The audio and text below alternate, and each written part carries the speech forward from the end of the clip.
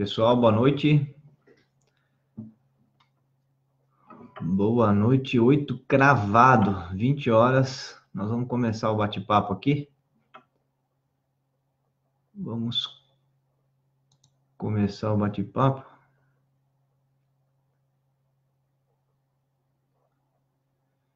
Editar a publicação.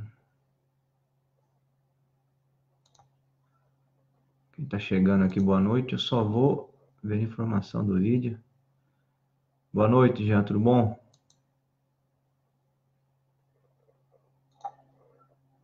Quem está chegando aqui, boa noite. Eu só...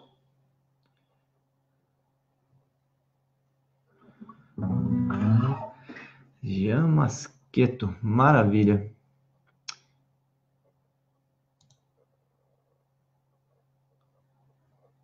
Rapaz, eu ia fazer uma...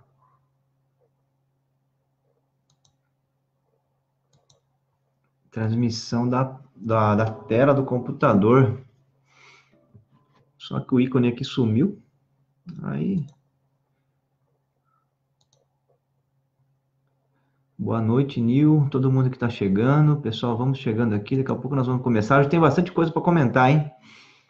Tem a pesquisa da Folha de São Paulo, né? Da Presidência da República. Tem a questão aí das mulheres contra o Bolsonaro, esse ataque hacker contra a página das mulheres contra Bolsonaro, com mais de 1 milhão aí de pessoas fazendo essa discussão. Tem a matéria aí sobre as desapropriações do governo Alckmin, que beneficiaram a sua família. Nós vamos discutir também bastante educação. Tá joia? Tem bastante coisa sobre educação aí para a gente conversar. Samuel Silva Proença, boa noite. Tem planos para Tatuí? Grande, Samuel. Poxa vida, Tatuí é da região metropolitana de Sorocaba. Temos sim, viu? A região metropolitana de Sorocaba, ela já tem merecido uma atenção especial nossa. E no PDUI, o Plano de Desenvolvimento da nossa região, né, a cidade de Tatuí, ela precisa receber o investimento, sobretudo na parte, na minha avaliação, na questão do emprego, saúde, segurança, tudo, mas tem um diferencial muito grande em Tatuí, que é a parte cultural, né, por conta do nosso conservatório de música, é uma referência nacional e internacional. Dentro da estruturação do Plano de Desenvolvimento, que ainda está em formulação, viu? Aliás, se você quiser mandar lá contribuições, está aberta a consulta pública, né? Então, para contribuições aí para a finalização aí do plano de desenvolvimento da nossa região metropolitana, Tatuí, na minha avaliação, além de todas as demandas, né, que são demandas nacionais, desde emprego, saúde, segurança, por aí vai, ela tem essa conformação na nossa região de ser o polo cultural da nossa região. Acho que coisa bem importante que eu quero trabalhar nesse sentido para garantir que a gente tenha investimentos nessa área na cidade de Tatuí. Tá joia? É um pouco do que nós temos pensado aí, mas está em aberto, então nós vamos fazer várias audiências públicas para tratar desse tema de qual é o perfil de cada cidade aqui da nossa região. Tá joia? O pessoal está chegando, deixa eu ver aqui, eu estou querendo abrir aqui a tela do computador, então, não vai ser fácil conseguir fazer isso não. Precisa fiscalizar as obras. Tem muita obra parada aqui, né, Nil? Na região de Sorocaba. São várias obras paradas. Eu fiz uma denúncia recentemente, inclusive, são 36 obras paradas aqui na região de Sorocaba. Obras do governo do estado, também tem obras do governo federal. Então, nós precisamos dar uma atenção especial nessa questão, sim. Se você tiver uma obra específica que quiser mandar para a gente, aí, de repente, não entrou na lista ainda das obras que estão paradas aqui na região. Enquanto o pessoal vai chegando, eu vou, como que o novo governador vem sendo com o legislativo do estado? Olha, Jean, não tem, na verdade, para minha surpresa, né? Eu vou te contar que eu fiquei muito surpreso, porque eu achava que o Márcio França, por ser vice do Alckmin, e ter ficado, né, vamos dizer assim, no banco de reservas, que quando ele entrasse em campo, ele entraria como aqueles jogadores que estão doidos para conseguir uma vaga de titular, né? Ia jogar demais, ia correr, já ia entrar já com algumas jogadas na cabeça, né? Assim, usando aqui esse paralelo. Então, eu achei que o Márcio França, quando entrasse no governo do Estado de São Paulo, ele ia estabelecer uma pauta intensa na Assembleia Legislativa de São Paulo. E, para minha surpresa, para a surpresa de todos nós, nem a base, né, aqueles deputados que apoiam o Márcio França, estão aparecendo na Assembleia para votar nada. Então, não se vota nada na Assembleia. Tem um projeto, inclusive, muito importante, que é da proibição de exportação de animais vivos, né, sobretudo de exportação de bois em navio, que está mobilizando aí os ambientalistas aqui no estado de São Paulo, muita gente envolvida, estão lá na Assembleia, é um projeto, um PLC 31, e até agora não consegue votar, por quê? Porque não tem quórum. Então, de fato, existe um esvaziamento da Assembleia por parte da base de sustentação do Márcio França, principalmente, para nossa surpresa, e também para o governador não pautar a Assembleia, não tem pautado a Assembleia para nada. Eu achei que ele tinha já projetos na área da segurança pública, educação, e eu tenho visto as entrevistas deles, é curioso, ele diz que sempre ele vai fazer tudo depois que vencer as eleições, mas ele já é o governador, ele podia tomar algumas atitudes já, na minha opinião. Tá joia? Que liga Vargem Grande até Piedade, passando aqui, ó, como que o novo governo da medicina colonizativo, a Nil, ela deve ter mandado uma outra coisa aqui, né? Deve ter cortado a mensagem. Nacão que liga, passando proibiu. Muito obrigado, candidato. Já iria votar em você, mas agora tem mais motivação. Pô, obrigado aí, Samuel. Quem você apoia para presidente do Brasil? Ah, é o Boulos, né? Meu candidato é o Boulos no primeiro turno, no segundo turno. Nós vamos, a tendência minha é apoiar alguém da centro-esquerda. Vamos ver quem vai passar. Eu acho que dificilmente não passará um candidato centro-esquerda para disputar eu com o Bolsonaro ou com o Geraldo Alckmin. Tá joia? Pessoal, eu tô querendo, eu tava aqui no Face, se alguém tiver aí, porque é curioso, né? Eu tava na transmissão, antes de fazer a transmissão, eu tinha aberto aqui o share para para colocar a tela do computador durante a transmissão. E aí o curioso é que a hora que eu abri a transmissão aqui, esse dispositivo ele desapareceu aqui. É bem curioso isso. Eu queria mostrar aqui a cartilha da educação que nós fizemos, que está aqui para download. Eu estou na dúvida aqui, meu medo é encerrar o vídeo ao vivo e aí para poder abrir, aí vocês ficarem sem, eu não tenho como testar aqui, né? Então, se alguém souber como é que faz para abrir aqui, quiser dar um toque, abrir em live, né? Que agora eu fiquei na dúvida aqui, eu estou preocupado aqui em encerrar a live e perder a... na verdade não perderia nada, né? Deixa eu ver aqui se eu consigo puxar. Se não puxar, nós vamos começar. Já estamos conversando, né? Tá todo mundo aí? Agora eu fiquei na dúvida aqui. Deixa eu tirar o som aqui do celular. É o Luiz Silva que perguntou, né, Luiz? Maravilha. Os músicos de Tatuí precisam de trabalho, tem como ajudá-los? A ideia, eu acho que a grande questão aqui é de você ter o polo cultural de Tatuí. Agora, a questão do emprego é, em fato, o Estado de São Paulo investe 0,10% do orçamento em cultura. Então, é uma situação muito difícil para nós. Deixa eu só tirar uma dúvida aqui. Se eu puxar para a tela aqui, eu acho que vocês não vão ver, né? Vocês não vão ver a tela do meu computador. Aqui no OBS, que eu uso sempre para fazer transmissão, lá tem uma opção que é a opção da tela do PC, a opção da tela, né? Aqui não tem, no Facebook não tem, mas tinha, viu, antes de começar a transmissão. Que coisa curiosa, pessoal. Estou na dúvida aqui agora, né? Editar, publicação. Mas vamos lá, vamos fazer o bate-papo aqui, depois eu vejo isso aí. Tá joia? Primeira coisa importante que, enquanto o pessoal vai chegando, deixa eu fazer uma musiquinha que a gente tem feito todo o nosso bate-papo, não é? Deixa chegar mais gente, nós vamos fazendo uma musiquinha. Eu vou fazer uma musiquinha que é o seguinte, o Leone, ele gravou uma resposta a uma música do Kid de Abelha, da Paula Toller.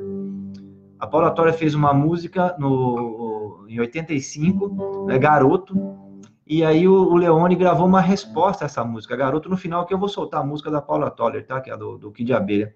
E ele fez uma resposta a essa música. Então eu vou fazer aqui, enquanto o pessoal vai chegando, a gente vai escutando uma musiquinha aqui para dar uma esquentada aí no nosso bate-papo. Tá joia, pessoal? Então vamos chegando, todo mundo aí. E aí a gente vai que vai.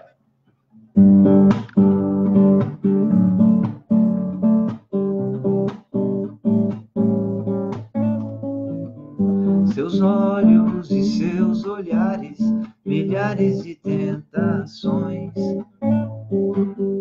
Meninas são tão mulheres, seus truques e confusões se espalham pelos boca e cabelos, peitos e poses e apelos. O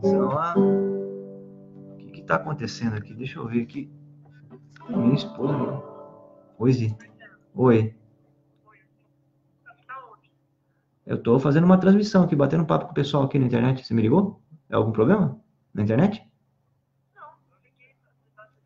Tô ao vivo falando com você. Não tem problema não. Tá bom? Outro. Tchau, tchau. Minha esposa ligou aqui, pessoal. Tô em casa.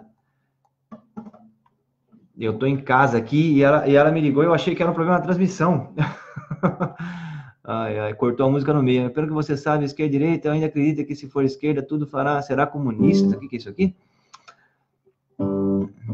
Val, quais são suas propostas para os professores categoria O? Abraços. Aqui tá mandando perguntas aqui, que foi. Então, enquanto vai chegando, pessoal, deixa eu voltar com a musiquinha aqui. Musiquinha não, né? Um musicão. Tá bom? O som tá bom aí? É porque eu tô sem retorno aqui, tá? Eu tô sem retorno. Deixa eu abrir aqui no celular para ver. Eu tinha que atender a telefone aqui no meio do bate-papo. Vamos lá. Vamos fazer a musiquinha aqui, então. A musiquinha a música é Garotos 2. Eu gosto bastante dessa música. Ela tem um som de violão bem legal. E ela é uma resposta a uma música da Paula Torre do Kid de Abelha, tá? Depois eu toco a música no final do Kid de Abelha. Eu não toco, não. Eu vou soltar a música do Kid de Abelha no final aqui. Tá, joia? Tem bastante gente perguntando aqui, propostas para a juventude. Enquanto o pessoal vai chegando, eu já vou responder tudo isso aí, viu?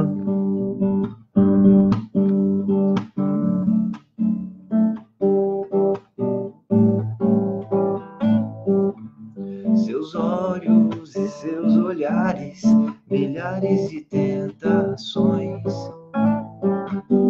Meninas são tão mulheres, seus truques e confusões se espalham pelos boca e cabelos, peitos e poses e apelos, me agarram pelas pernas, certas mulheres como você me levam sempre onde querem. Garotos não resistem aos seus mistérios, garotos nunca dizem não. Garotos como eu sempre tão espertos, perto de uma mulher, são só garotos. Perto de uma mulher, são só garotos, garotos. Perto de uma mulher. E aí vai embora. E essa música aqui é uma música bem bacana, eu tenho gostado bastante, porque ela na verdade, é uma grande homenagem às mulheres, né, que o Leone fez. E nada mais importante do que a cultura e as artes para contrapor a esse processo de violência explícita que nós estamos vivendo na sociedade brasileira. Né? Nós temos hoje um candidato a presidente da República que expressa publicamente a misoginia, ou seja, a ideia de que as mulheres são inferiores. Eu fiquei muito feliz com esse movimento que surgiu na internet, aqui no Facebook, inclusive, né, com mais de 1 milhão aí de seguidoras, mulheres contra o Bolsonaro. Achei bem bacana e fiquei triste, porque foi hackeada a página, inclusive a matéria da imprensa de hoje, né, nos portais, aí, todos eles noticiando isso, um ataque hacker a essa página das mulheres contra o Bolsonaro, mas fiquei feliz também porque o Facebook já reestabeleceu a página e a polícia da Bahia está investigando os autores desse ataque a essa página, que é uma página, nós vemos uma democracia, uma página que expressa uma posição política de contestação aí de um candidato que vem aí pregando a misoginia, né? Então, de fato, é uma situação bem importante que aconteceu no dia de hoje. Parabéns aí a todas as mulheres que estão fazendo parte aí desse movimento. Tá joia? Olha aqui o Souza. Boa noite, Souza. Boa noite, Milene Branco aqui mandando a mensagem. Ele nunca, né? Hashtag ele nunca. É um movimento maravilhoso das mulheres. Aliás, o movimento das mulheres tem influenciado bastante a nossa atuação parlamentar, viu, pessoal? Estou com vários projetos. Projeto para a Delegacia das Mulheres 24 horas, já protocolizado, que está tramitando na Assembleia. Projeto para que as escrivãs sejam mulheres no atendimento à mulher em situação de violência. Projeto para que as delegacias funcionem aos finais de semana. Projeto também para que a gente tenha a Polícia Militar Maria da Penha, um destacamento especializado em atendimento às mulheres. Ou seja, a gente precisa ter direitos, né? Precisa ter políticas para enfrentar essa desigualdade que é salarial, uma desigualdade social, cultural, que nós temos, né? Que é o machismo aí, a desigualdade entre homem e mulher na nossa sociedade brasileira, que muitas vezes descamba para violência verbal e também violência física. Tá joia? Então, parabéns. Essa é uma questão importante aqui, que tem a ver com essa música. Eu tenho escutado essa música bastante, gosto bastante aí do Leone. E depois, no final, que eu vou soltar a música do Kid de Abelha, porque muita gente não sabe, né? Por que é Garotos 2 o nome dessa música? Porque tem o Garotos 1, que foi a música feita aí pela Paula Toller com o Kid de Abelha em 85. Tá joia? Raul, por que toda eleição a pessoa muda de candidato para executivo de São Paulo, nacional? Não seria interessante investir no candidato para trabalhar a proposta? Eu também acho, viu, da Silva? Acho que nós temos que tentar aí fazer a defesa aí de um candidato sempre, né? Mandou aqui também uma mensagem aqui, o Rodrigo Chisolini. Olá, Raul, estamos juntos nessa batalha. Grande Chisolini. O Chisolini está na dobrada comigo, tá, pessoal? A dobrada aí do 50-90. Já vou até aqui, ó. O número do Chisolini, 50-90. A nossa dobrada é a dobrada da região metropolitana aqui de Sorocaba. Se tiver alguém que saiba aí como abrir a tela do computador com a live do Facebook em andamento, puder me mandar aqui, porque eu fiz os testes aqui com ela fechada. E eu uso também o OBS. E agora eu estou usando o Face aqui, acho que é mais simples, só que a hora que abre a live, eu não consigo usar o Share, que é o mecanismo de captura de tela, tá bom? Pessoal, vamos começar aqui então o bate-papo. Aqui a Folha de São Paulo, de sábado, pesquisa, né? Eu já venho dizendo, na minha opinião, em relação ao cenário eleitoral, eu já achava e continuo achando que dificilmente o PT não terá um candidato a presidente no segundo turno, e é o que está acontecendo. Ó, o Ciro estava na frente com 13, o Haddad já encostou, também empatado ali com o Ciro Gomes com 13. O Bolsonaro estava 24, subiu 2, depois do atentado, né, que aconteceu contra ele.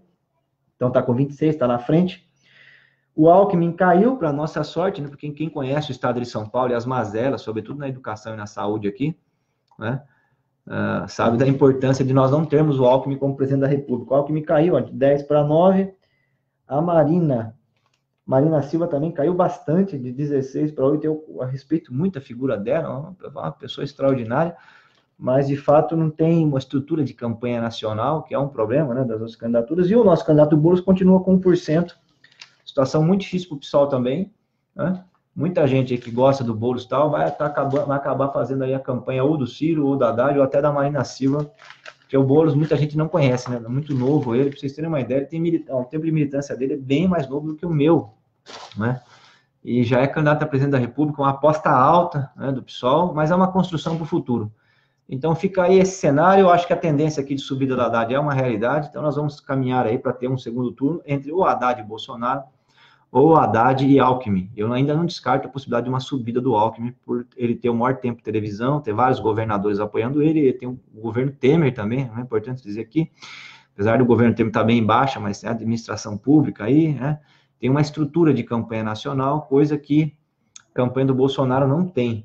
Tá joia? Então, esse é o comentário aqui do jornal Folha de São Paulo. E aí, ó, a própria Folha de São Paulo de hoje, de domingo, traz uma questão aqui que é gravíssima para nós enquanto sociedade, né? Que é o mercado clandestino de TV, que tem políticos, empresários e igrejas. Nós precisamos fazer dar uma transparência total a como é que são feitas as concessões e uma democratização dos meios de comunicação no Brasil. É urgente mesmo, né?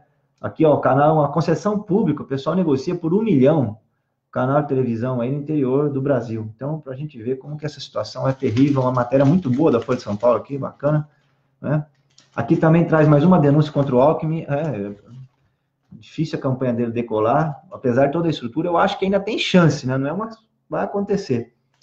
Tá aqui, ó, decretos de Alckmin rendem 3,8 milhões a familiares. É uma denúncia pesadíssima de que as desapropriações lá do Rodoanel vários familiares do Alckmin foram beneficiados. Então, uma situação mesmo muito difícil, que joga ainda mais para baixo a campanha dele, dificulta ainda mais a situação do Alckmin aqui no estado de São Paulo. Tá joia, pessoal? Também tem uma matéria de hoje, não é? Mas aí é nos jornais online, de que o Dória, o candidato Dória, tem usado imagens de escolas e clínicas e hospitais, né, dos Estados Unidos na campanha eleitoral. É uma coisa surreal essa. Mais fake do que isso é impossível, né? É impossível mais fake do que isso. Usar imagens de hospitais dos Estados Unidos na campanha eleitoral, dando a entender que são coisas aqui, né, da administração dele em São Paulo, é uma coisa assim surreal, né? Então, hoje também teve a gravação do vídeo aí do Bolsonaro, tudo que ele falou lá eu não concordo, mas tem uma coisa que ele disse que eu concordo, ele é a favor do voto impresso. Eu vou dizer também aqui para vocês, tá, pessoal? Eu acho que nós precisávamos imprimir os votos Fiquei meio reticente, porque eu sou da área de tecnologia, né? Eu fiz colégio técnico, fiz análise de sistemas na FATEC, conheço um pouco de tecnologia, apesar de estar apanhando aqui no Face aqui, ó, para poder transmitir, fazer a captura de tela aqui nesse aplicativo novo, né? Eu não tinha mexido nele ainda, mas assim, a gente sabe que não existe um sistema que não tenha a possibilidade de ser hackeado. Todo sistema é possível de ser hackeado. A questão é o tempo que se demora e o investimento humano que se faz, né? Mas não existe um sistema infalível. E o sistema da justiça eleitoral é um sistema que é vendido como infalível, mas nenhum país grande do mundo, nenhuma economia rica adota, né? A empresa que vendeu aqui para o governo brasileiro tentou vender isso em vários lugares, aí não conseguiu, ninguém quis comprar na Inglaterra. Nos Estados Unidos ainda faz voto no papel, Alemanha, então assim, internacionalmente não andou. E aí é possível que se tenha uma manipulação via um ataque hacker. Então, eu acho que nós deveríamos ter o voto impresso, sim. Ele disse do voto impresso, eu sou defensor do voto impresso também, né? Eu acho que mais candidatos aí deviam levantar esse tema do voto impresso em maior transparência aí nas urnas eletrônicas, tá? Porque eu acho que isso é muito importante. Quanto mais transparência tiver no processo eleitoral, melhor. Eu acho que não tem problema. Quanto mais transparência, melhor. E o cidadão poder, né, fazer a checagem. Antigamente, quando se votava, depois o pessoal ficava contando os votos ali, geralmente eram nos ginásios, né? Aqui em Sorocaba era no SESI lá que se fazia, né? Ou outras escolas, enfim, dependendo da cidade, era uma escola diferente. Então, existia um acompanhamento público da situação. Hoje não, hoje levam lá os disquetes, coloca, joga no sistema e vai para Brasília para fazer o cômputo. Eu acho, sou um defensor aí, não tenho problema, não vejo problema nenhum, não tem que ser, a eleição não é fast food, né? A eleição pode demorar o processo, demorar 15 dias, 20 dias para apurar os votos, qual é o problema disso? Mas pelo menos fica uma questão mais garantida. Ele disse isso aí lá, né, mas é uma das coisas que salva só, né? É difícil. O Bolsonaro, de fato, tem apresentado medidas aí que são bem complicadas, ainda mais para mim, que conheço, por exemplo, a família da dona Egla e seu José, que tiveram o filho assassinado na ditadura militar, o Alexandre Vanucchi Leme. Ele dá nome, inclusive, hoje ao Diretório Central dos Estudantes da Universidade de São Paulo. Eu conheço os familiares dele, né? Ele foi torturado por 2 dias no porão do DOPS em São Paulo. 2 dias. E depois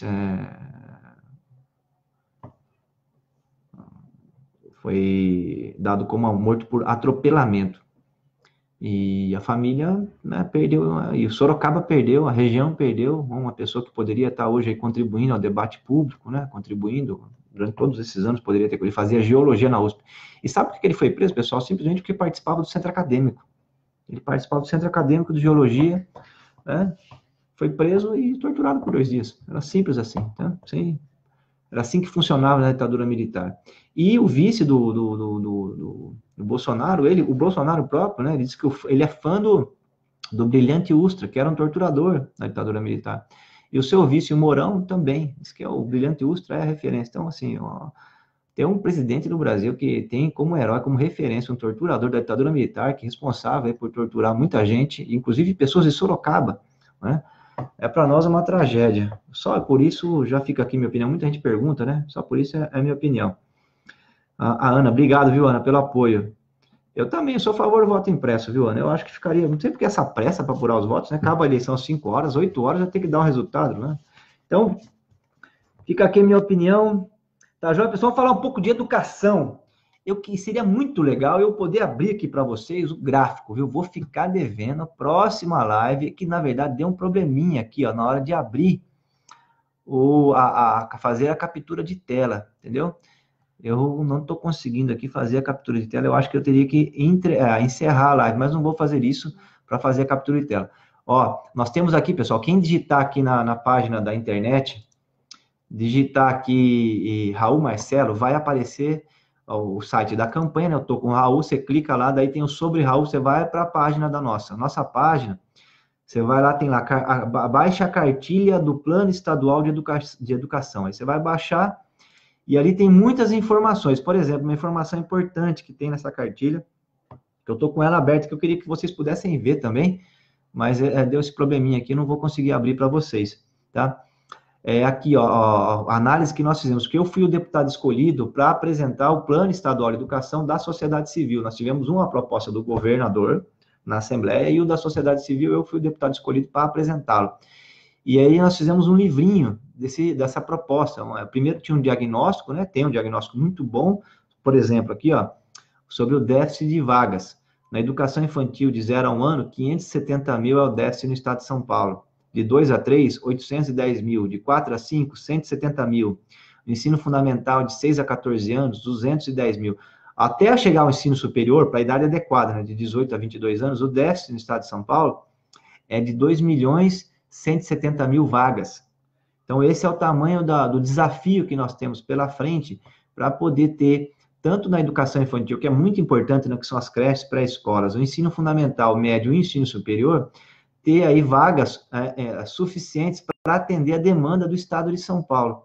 Então, quem quiser, que é só baixar aqui a cartilha, tá? Vou pedir para alguém que conheça aqui, para pôr o link aqui embaixo, aqui, quem quiser pegar, e tem inclusive quem está assistindo gravado já. Então, tem esse projeto. E aí, aonde nós nos esbarramos, né? Para poder viabilizar esse que seria um projeto, vamos dizer assim, revolucionário para a educação em São Paulo. E aí nós vamos para o orçamento. Ó.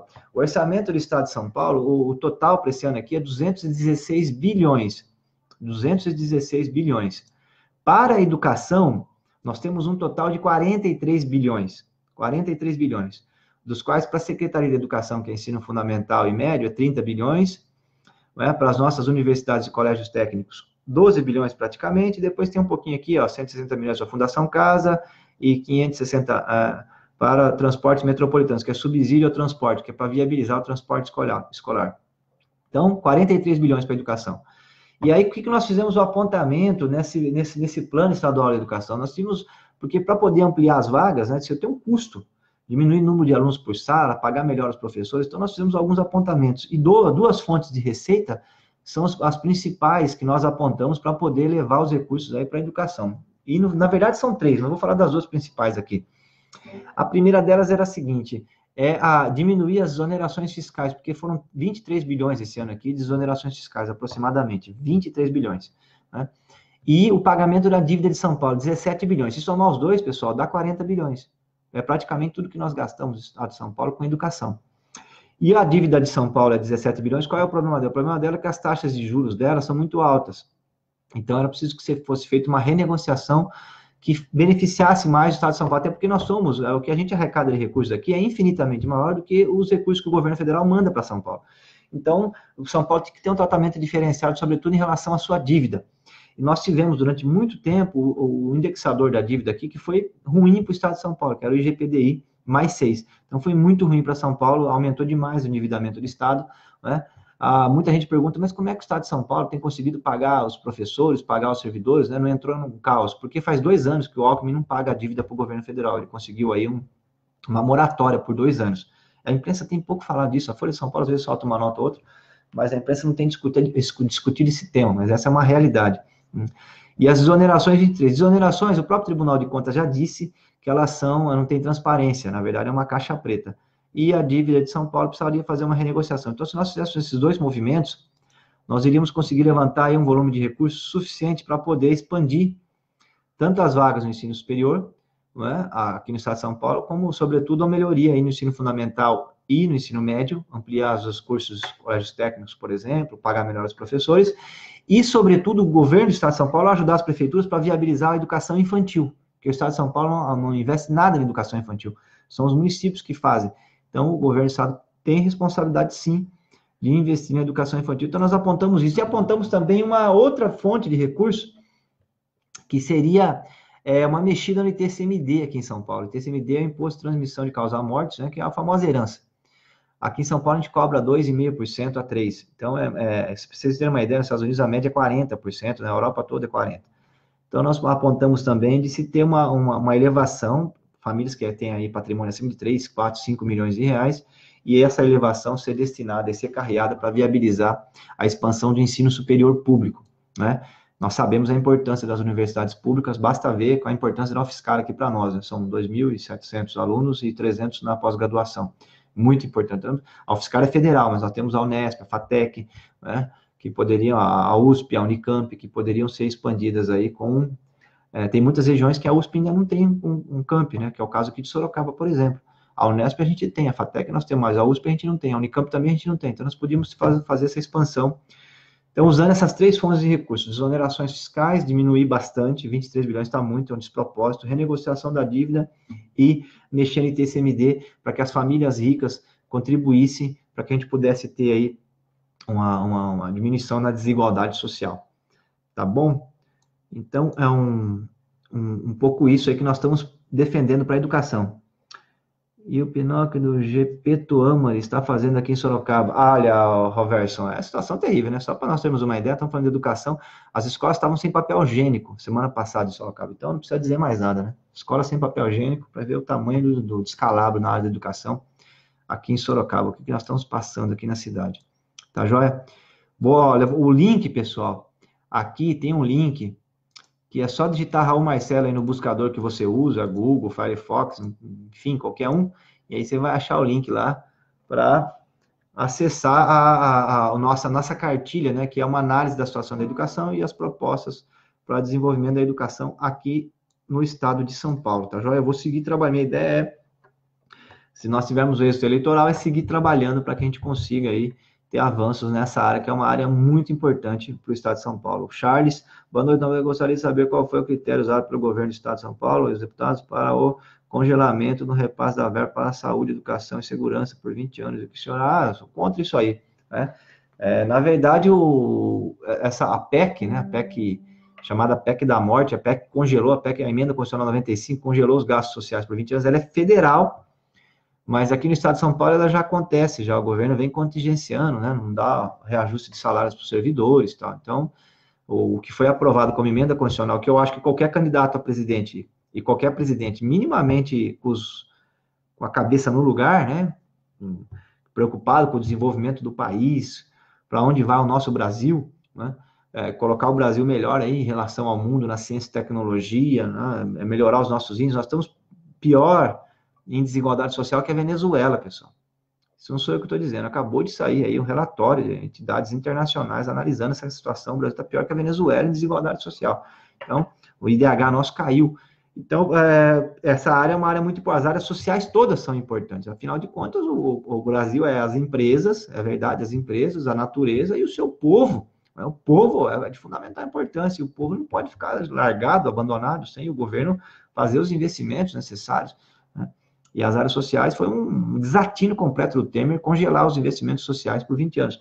O presidente tem que fazer, o próximo presidente, se for tiver minimamente a cabeça no lugar, vai quebrar essa emenda constitucional, tem que revogá-la. E primeiro ato de governo, em janeiro, já tem que revogar isso aí. Tá joia? Mínimo 4 horas, porque os governantes insistem em ensino integral, principalmente em creches. Sobre educação, prefere atendimento. Eu acho o seguinte, viu, o Jean Masqueto, a educação de contraturno é coisa de país subdesenvolvido. Os países desenvolvidos, a escola, ela não é de tempo integral, ela tem um tempo maior, mas não é a escola assim com conteúdo, né, conteudista, português, matemática, isso a parte é importantíssima. Só que aí você tem um período com essa parte, português, matemática, biologia, né, línguas e tal, e uma outra parte, que é a parte que é tão importante quanto, que é a parte das artes, a parte cultural e a parte da educação física. Por isso que o tempo da escola, ele é maior. O Darcy Ribeiro fez um projeto com o Leonel Brizola no Rio de Janeiro, que eu acho que ali tem, não precisa me inventar a roda, não está lá o projeto, que era no CIEPS. De manhã, né, a criança chegava na escola, tomava o café da manhã, né, café reforçado, depois tinha português, matemática, biologia, química, línguas, tal. Almoçava na escola, aí à tarde tinha artes, desenho, entendeu? Música, e depois os ofícios, eletrônica, mecânica e por aí vai. Então, você tinha uma escola, vamos dizer assim, completa. Eu acho que esse é o caminho que nós vamos seguir. Mas uma escola, essa daí é uma escola utópica para o Brasil. Não, utopia nada. Um monte de países aí, europeus, que conseguiram sair, inclusive, melhores depois da Segunda Guerra, fizeram isso. O Japão mesmo é o maior exemplo disso. Coreia do Sul agora, entendeu? É uma escola completa. Até porque a chegar com as disciplinas, né, através das artes, fica muito mais fácil o entendimento das coisas, entendeu? Então, eu acho que essa aproximação dos pais, né, família sempre presente na escola, essa escola mais aberta, eu acho que é o ideal de escola. É uma escola cara, caríssima. Teve um ano no governo do Brizola, o último ano, se não me falha a memória, quase 40% do orçamento foi destinado para educação, para viabilizar os brizolões, né, os CIEPs. E para minha para nossa tristeza enquanto país, a primeira ação do atual ministro do Temer, Moreira Franco, quando ganhou a eleição para suceder o Brizola, porque o Darcy Ribeiro perdeu para ele, a Globo atacou o governo do Darcy Ribeiro, do Brizola, de forma violenta, viu, pessoal? Aí o Moreira Franco ganhou o governo do estado do Rio de Janeiro. Sabe qual foi a primeira medida dele, ô Jean? Foi acabar o projeto do CIEPS, né, que era a escola em período mais alongado. Tá, agora, claro, ficar o dia inteiro com a criança lá, matemática, português, depois volta a matemática, aí ninguém aguenta, né? Então você tem que ter vamos dizer assim, uma mescla maior. Então vamos lá, olha lá, André Luquem acabou com o Brasil, foi o PT quem votou no André, aí é complicado, né? Nós temos críticas ao governo do Lula, tem muitas críticas ao governo do Lula, mas nós reconhecemos também os avanços nas áreas sociais, né? A eletrificação no campo, o programa Bolsa Família, que poderia dobrar o valor, pessoal. O programa Bolsa Família custa 25 bilhões de reais para dar 140, 200 reais para uma família que está na miséria, né? Um país tão rico como o nosso, sétima, oitava economia do mundo. Nos Estados Unidos, o Fundo de Alimentação é de 500 dólares. 50 milhões de norte-americanos recebem. Eu vejo muito brasileirinho criticar o Bolsa Família, que tem que dar o peixe na pescar. Claro, tem que fazer as duas coisas. A pessoa não pode fazer uma criança com fome, que não se alimenta direito, jamais vai ir bem na escola. As coisas estão relacionadas. Então tem que dar. Eu acho, inclusive, que um grande erro da Dilma, né, um equívoco profundo que ela cometeu no segundo mandato dela, foi de fazer desoneração fiscal. Ela chegou a quase mais de 200 bilhões de desoneração fiscal. Ela deveria ter, por exemplo, naquele momento que a economia desaqueceu, começou a vir o desemprego, ela poderia dobrar o Bolsa Família, de 25 para 50 bilhões, o custo era muito menor, e o povo não ia guardar esse dinheiro embaixo do colchão, ia comprar, né? Comprar roupa, comprar alimentos. Então, nós íamos ativar a economia. Vários países, os Estados Unidos já fez isso, por exemplo, no New Deal, né? Depois da crise de 29, o governo Roosevelt criou uma política de geração de emprego e transferência de renda violenta, fortíssima, para poder retomar o crescimento econômico dos Estados Unidos depois da depressão dos anos 30. E até lembrado até hoje, com inspirações keynesianas, que é um economista que defende que em momentos de crise o Estado tem que agir de forma ativa para não deixar a barbárie se instalar. O que nós estamos vendo hoje no Brasil é a barbárie, né? Que 14 milhões de desempregados, mais 15 milhões que nem procuram mais emprego, as pessoas vendendo aí pano de chão no semáforo. Hoje eu fui na feira aqui no Distrital em Sorocaba e estava lá um menino vendendo cocada para ajudar os seus pais. Ele falou, meus pais estão desempregados, estou aqui vendendo cocada. 2 cocadas por R$5. Não era uma situação que a gente não estava vendo no Brasil e agora voltou a camperar. E o governo cortando gasto. Cortando investimentos. Né? 7 mil obras paradas no governo federal. Então, assim, é uma política econômica que só beneficia um setor, que é o setor bancário. Só quem está ganhando dinheiro no Brasil hoje são os bancos, viu, André? Então, assim, a gente tem uma crítica ao governo do PT, né, mas reconhece também as coisas que foram feitas. Por exemplo, a UFSCar aqui em Sorocaba, a Universidade Federal, foi feita no governo do Lula. Está aqui, ó, uma realidade, né? 2.700 alunos. Então, nós temos críticas. Eu acho que poderia ser investido mais nas áreas sociais, ter acabado com o cartel bancário no Brasil, que no Brasil nós temos aí o crime organizado e o banco organizado, que é quase uma associação criminosa, cobra 450% de juros no cartão de crédito, que é um escândalo. Não existe isso aí em lugar nenhum do mundo, viu? Cheque especial, então, meu Deus do céu, poderia ter enfrentado essa situação, não enfrentou, fiquei muito preocupado, viu, terminar com isso agora, porque eu vi, tá circulando aí nos meios especializados, que o Haddad sondou, pessoal, o Marcos Lisboa aí para ser ministro da Fazenda se vencer as eleições, uma coisa assim, seria um estelionato eleitoral completo se um negócio desse acontecer, viu, o Marcos Lisboa trabalhou no primeiro governo do Lula, junto com o Palocci, né, o Palocci, foi responsável por fazer um ajuste econômico nos primeiros anos do governo Lula muito grandes, que a população pagou bastante, sobretudo as áreas sociais. Né? Depois eles mudaram a política, o Lula mudou a política econômica, e aí deslanchou as áreas sociais, aí a situação melhorou bastante, tinha bastante geração de emprego e tal. E esse Marcos Lisboa é um cara que ele é presidente do INSPER, que é um instituto que é uma escola voltada... geralmente os professores são administradores de grandes fortunas, né, de grandes patrimônios que vão para lá para doutrinar os alunos, basicamente com a linha de que o Estado tem que cortar os gastos sociais, que a área social é gastos, educação é gasto, saúde é gasto, tem que cortar, né, uma quase que uma igreja ali, o INSPER, na defesa dessa tese. O Haddad foi convidado para ser professor lá, e quem preside lá é o Marcos Lisboa. E agora saiu esse papo aí. Eu fiquei até meio preocupado, porque, assim, vai ser uma catástrofe, né? O Brasil já está uma catástrofe com esse pessoal, né, com essa visão no governo Temer. Se permanecer essa visão, né, a população está dizendo agora na eleição que quer mudanças, né? Tá aí os votos lá que estão sendo dados aí, né? Apoiamento ao Ciro, ao próprio Haddad, né? É uma ideia de mudança. Saiu o Temer, saiu o pessoal do Temer, porque o PSDB está no governo Temer. Se voltar essa política econômica, o Brasil não vai sair da crise, não vai gerar emprego. Então, de fato, é uma situação muito dramática. Fiquei muito preocupado aí com essa possibilidade de acontecer isso. Jonathan Silva, eu acho que a escola integral é desnecessária, prende as crianças na escola, mas é claro que é melhor que a escola na rua. Jonathan, prende-se a escola, que a criança vai lá, vai de cara amarrada. Agora, se você tiver artes, tiver educação física, tiver música, oficinas de ofício, a criançada vai acordar de manhã desesperada para ir para a escola, entendeu? Porque vai ser um ambiente muito mais agradável, né? O professor valorizado e tal. Então, as escolas lá, os CIEPs, lá, procure ver, dá uma olhada na internet, tem muita coisa sobre os CIEPs na internet, viu? Entrevista com o Darcy Ribeiro, as escolas sempre lotadas, presença dos pais, né? A criançada adora, assim, coisa de qualidade, tem que oferecer, né? Charles Silvério, como o senhor analisa candidato que diz em rede nacional que irá representar o povo em seu mandato até o término? Como foi o caso do ex-governador geral que disse que iria governar até o fim de seu mandato e agora sai candidato a presidente? Situação do Dória, né? O Dória falou que ia ficar na prefeitura de São Paulo, assinou o documento em cartório e depois saiu no meio, né? O povo não consegue ouvir candidatos que falam algo que faz sentido, assim como candidato que fala bem claramente uma forma de combater esse auxílio exagerado de senadores e tal. Roverso, de fato, mas a grande dificuldade nossa é que o candidato nosso é muito novo e não é conhecido. O Brasil é muito grande, né? Então leva vantagem isso com os candidatos dos partidos grandes e de quem já tem uma trajetória de maior reconhecimento, tá bom? Pessoal, já estamos avançando na hora aqui. Eu quero agradecer a todo mundo que está aí. Tá joia? Nós vamos. Hoje é domingo à noite aqui, né? Eu abri aqui para bater um papo, para comentar essas questões das pesquisas. Tem muita gente mandando mensagem aqui para mim, né, como é que eu estou vendo essa situação. Eu acho que o cenário é esse. Haddad passa o Ciro, já encostou, vai passar o Ciro e se consolida no segundo turno. Tem sido assim desde a eleição de 89, difícil mudar nessa, né? Desde a eleição de 89 tem sido assim. O PT, o Lula passou o Brizola naquela eleição de 89 também na véspera, e aí foi para o segundo turno com o Collor. E só não teve segundo turno em 98 porque tinha aquela grande mobilização em torno do Plano Real, todos os partidos fecharam com o Fernando Henrique, e aí ele ganhou no primeiro turno, né? Mas mesmo assim o Lula teve mais de 30% dos votos.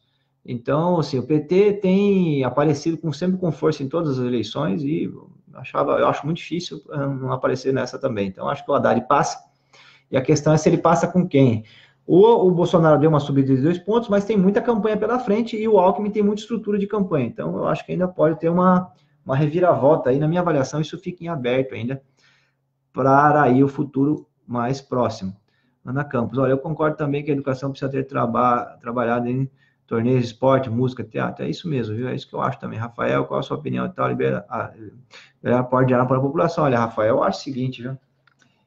O problema do porte de arma é que, pra você ter uma ideia, eu já conversei com várias pessoas aí que dirigem a instituição Polícia Militar aqui no estado de São Paulo, né? Os coronéis, o pessoal que tem uma experiência na segurança por 20, 30 anos.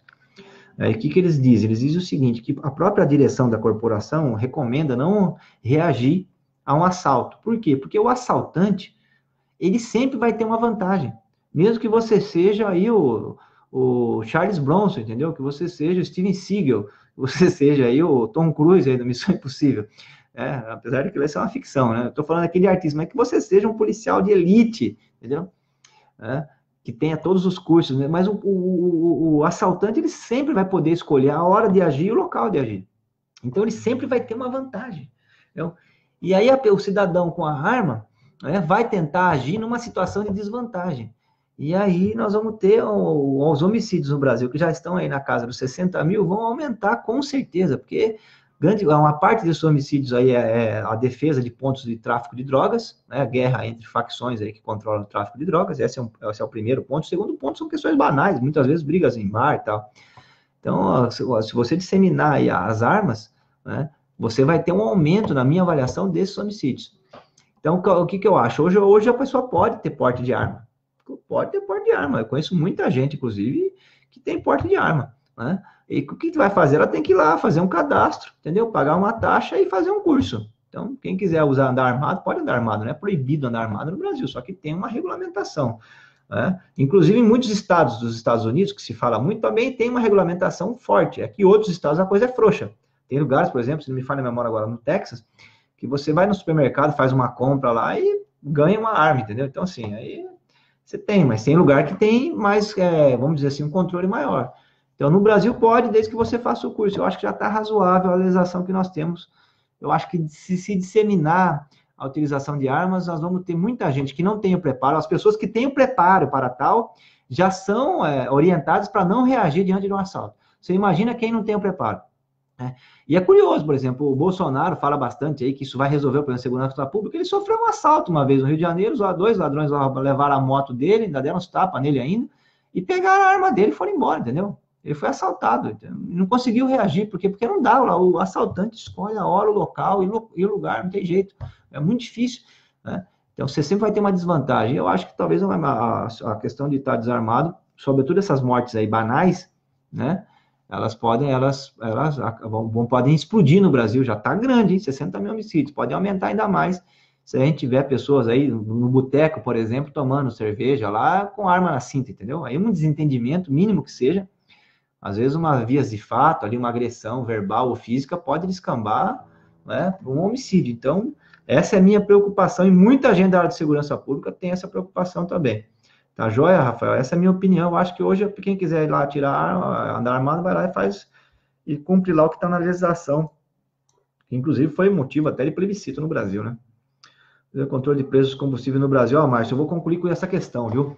Do controle de preços, porque eu acho que a Petrobras, ela é uma questão estratégica para nós, para o desenvolvimento do Brasil. Nós temos que cuidar muito bem da Petrobras, porque nós temos um ativo que poucos países têm, que é uma grande riqueza de petróleo. O Brasil é hoje um dos grandes detentores aí de reservas de petróleo, né? Isso pode ser bom, pode ser ruim.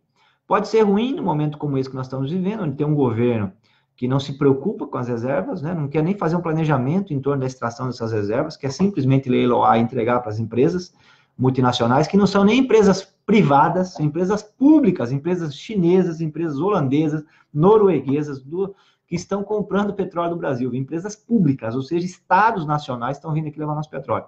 Então, essa é a primeira questão. O petróleo é um ativo estratégico para o Brasil, e nós devemos ter um planejamento muito claro para a extração desse ativo.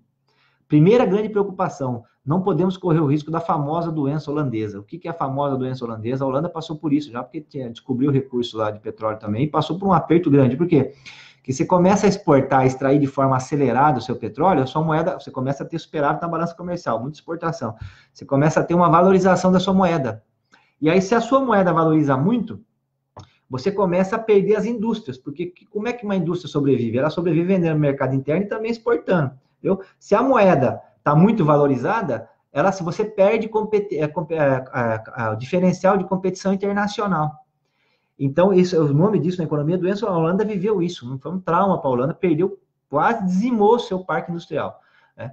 Então, nós temos que ter uma preocupação grande aqui no Brasil em relação, por isso que tem que ter um planejamento em relação à extração do petróleo, não pode ir vendendo assim, como o Temer está fazendo, como se fosse um feirão, né? Está fazendo um feirão, não pode, tem que ter um planejamento. E a segunda questão, definido isso, esse planejamento, pode retirar um pouco agora, vai retirando aos poucos, não precisa ter pressa. Pra você ter uma ideia, os Estados Unidos ainda não começou a fazer a extração forte ainda de águas profundas, vários países aí estão segurando, entendeu? Porque o petróleo é um ativo que é finito e que está valorizando, né? Esse preço que chegou aí a 20, 30 dólares o barril era irreal, vai subir, está subindo, vai continuar subindo porque é finito.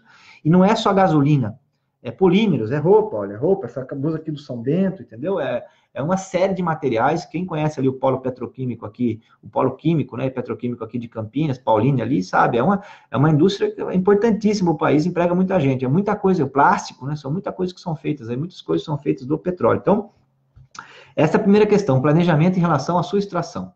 A legislação que nós tínhamos não era, eu acho, a ideal, mas já era muito interessante, que é cada riqueza do petróleo que saísse lá do fundo do mar, entendeu? O governo brasileiro, né, ele teria o royalties, teria uma parcela de pagamento que iria para viabilizar aí as áreas sociais, sobretudo a educação. Então, eu achei que foi um marco legal muito interessante, né? E deveria ser mantido. E a lei da partilha também. Por que a lei da partilha? Por que a Petrobras que tem que fazer a extração e não uma empresa internacional, não a Shell, entendeu? Ou uma empresa chinesa, uma empresa norueguesa? Por que tem que ser a Petrobras? Porque é o seguinte, porque para extrair o petróleo lá do fundo do mar, você precisa de uma tecnologia muito grande, precisa de máquinas, precisa de navios depois para transportar isso, precisa de plataformas, você precisa de engenheiros, precisa de técnicos, precisa de desenvolvimento da ciência, de universidades acopladas a esse processo, né? Para achar o pré-sal foram anos de investimentos da Petrobras. Então, isso movimenta uma cadeia produtiva imensa. E essa cadeia produtiva interessa para nós brasileiros que ela fique no Brasil, entendeu? Então, por exemplo, o projeto de só utilizar navios nacionais, ele foi importantíssimo para deslanchar a indústria naval no Brasil. Aí o Temer agora já falou que não serve mais isso aí, que está ficando muito caro e tal, mas claro que fica, no começo fica caro mesmo, né? Só que depois a economia pega escala, esses navios que transportam o petróleo da Petrobras vão ficar mais baratos e o Brasil vai ter a tecnologia e também as empresas e os empregos na construção desses navios. Então, você percebe a importância da Petrobras, né? Então, o combustível está caro. Por que o combustível ficou caro? Porque eles começaram a operar a Petrobras como se fosse uma empresa privada, nos mercados internacionais, de acordo com a variação aí do petróleo internacional e tal, sendo que, para o mercado nacional, para o mercado brasileiro, a Petrobras tem que funcionar como uma empresa pública que é. Então, ela tem que fazer a amortização da variação do preço internacional. E nós devemos investir o máximo que nós pudermos para não ter que importar o petróleo refinado. Que hoje o Brasil faz isso. A gente exporta petróleo bruto e importa combustível, querosene de avião, importa óleo diesel, é um absurdo. Para poder ter o petróleo refinado no Brasil, tem que ter as refinarias. É um investimento caríssimo, altíssimo, mas precisa ter. Então, é importante que isso fique sob responsabilidade da Petrobras para que a gente possa ter um preço aí que não varie com o mercado internacional. Teve dias, pessoal, no governo Temer, que o preço da gasolina, do diesel, variou 10 vezes. Um absurdo. Por isso nós tivemos aí a paralisação dos caminhoneiros, tá joia? Então, assim, o próximo governo pode usar a Petrobras, inclusive, para poder ajudar a desenvolver a indústria nacional, sobretudo nessa área, que é uma área muito importante, que precisa de muita tecnologia, de grandes investimentos, grandes obras. Então, isso gera muito emprego. Sorocaba aqui mesmo tem várias empresas que prestam serviço aí para a Petrobras. À medida que a Petrobras parou de pagar os fornecedores, mandou muita gente embora aqui. A gente ganhava bem, hein? Pegar a Bardella aí, várias empresas que faziam máquinas para a Petrobras.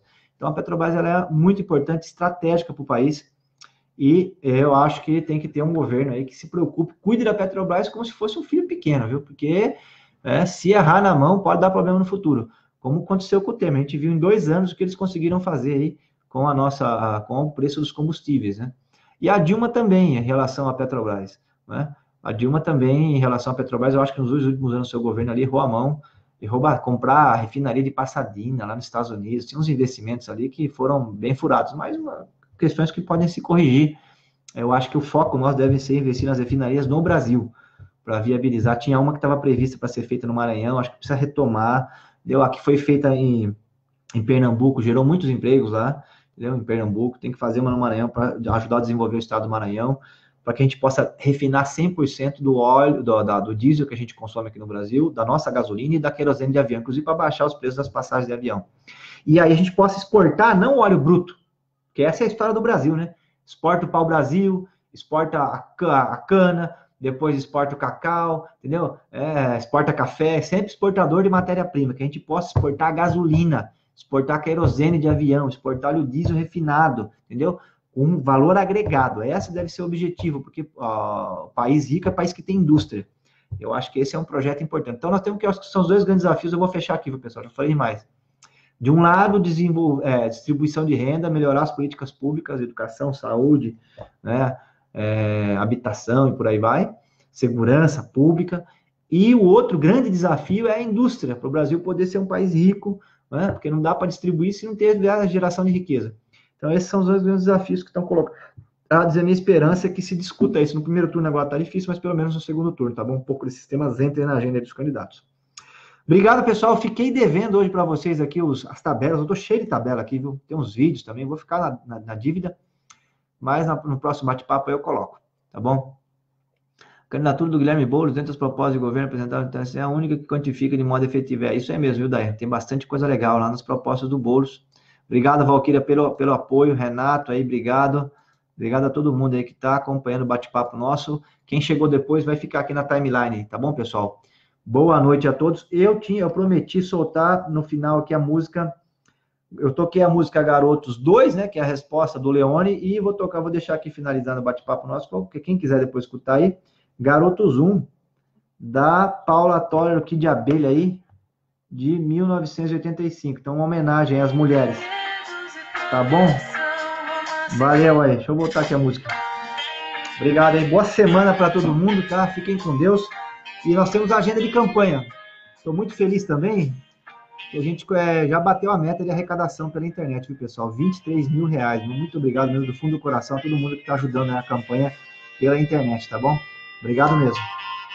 Fique aí com a Paula Toller, tá bom? E força aí para as mulheres nesse grande movimento aí que tem tomado o Brasil e o mundo, tá bom? Grande abraço. Eu seja outra entre outras iguais. São sempre os mesmos sonhos, de quantidade e tamanho. Garotos fazem tudo igual e quase nunca chegam ao fim. Talvez você seja melhor que os outros, talvez, quem sabe, goste de mim. São sempre os mesmos sonhos, de quantidade e tamanho.